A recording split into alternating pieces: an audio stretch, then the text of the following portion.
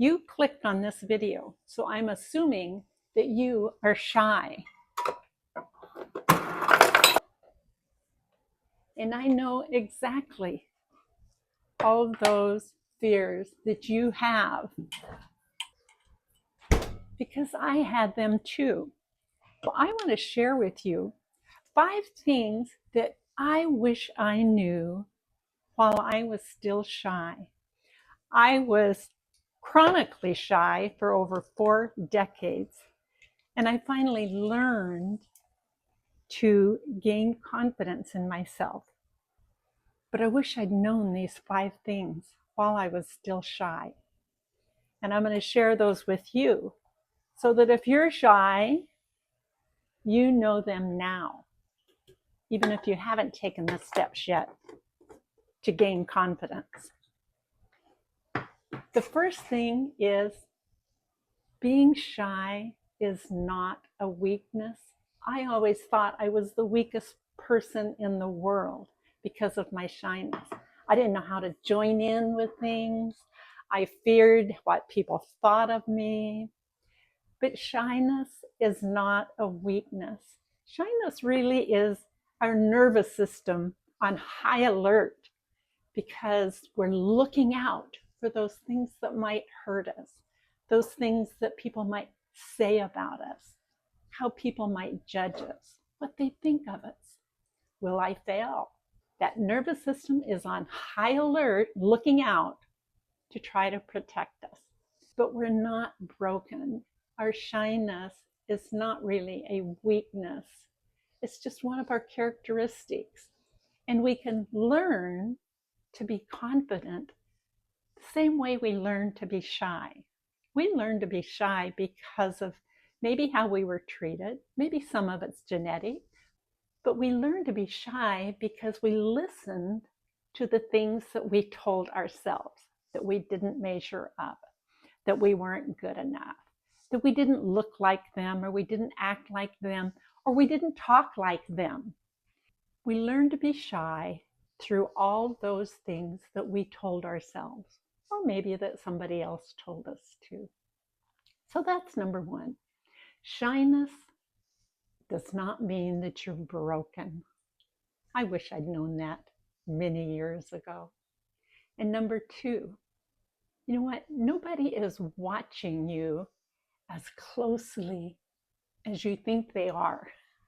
People are wrapped up in their own lives. They really don't care what you're doing when it comes right down to it. So they're not watching you as close as we think they are. And so we think we have to do this or we have to do that in order to impress them. And a matter of fact, in recent years, I learned that to impress really isn't to show all the major things we have. To impress somebody is really to be genuine. If you're a genuine person in how you talk and how you act and being yourself, you're going to impress people. And the third thing, silence isn't as awkward as we think it is. That 3 seconds there that I took may seem like 3 full minutes if I was in a conversation with somebody, because I'm so conscious of having to fill the conversation, to have to be talking and not have any silence in there, because silence is awkward. But silence really isn't awkward. Matter of fact, when we don't allow some silence in our conversation, we don't have the opportunity to process the conversation and think about it and remember what we talked about. We're too busy trying to fill that with conversation that our mind is just going, and not absorbing. So remember that silence doesn't need to be awkward. Number 4, I wish that I knew I could speak up in spite of my shy personality. You know, a lot of people Root for the underdog. How many times do we go to a sporting event and we don't really have a particular team that we're rooting for? Who do we normally root for? We don't root for the team that everybody seems to want to win. We tend to root for the team that is the least likely to win. And people do that in conversation too. They're going to be rooting for the shy person. They're going to be rooting for the quiet one. They're going to be rooting you on, especially if they know that you're shy and you can speak up. The fifth and final thing that I'm going to mention today, anyway, that I wish I knew during my chronic shyness was that if I got up the nerve to step out of my comfort zone and ask a question about something, if somebody responded with no and I was hoping for a yes,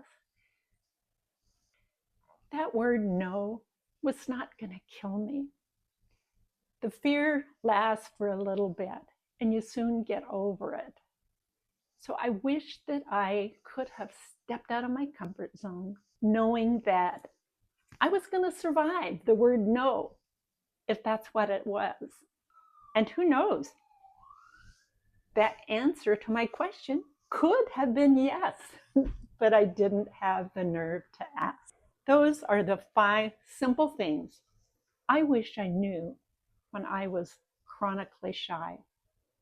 So I want you to think about those 5 things.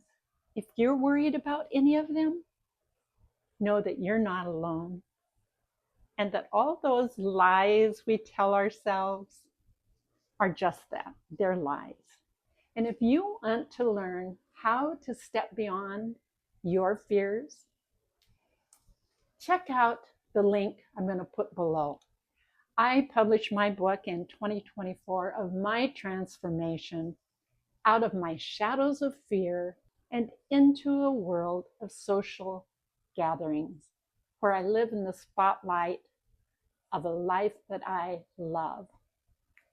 My book is called You Were Shy from the Shadows to the Spotlight,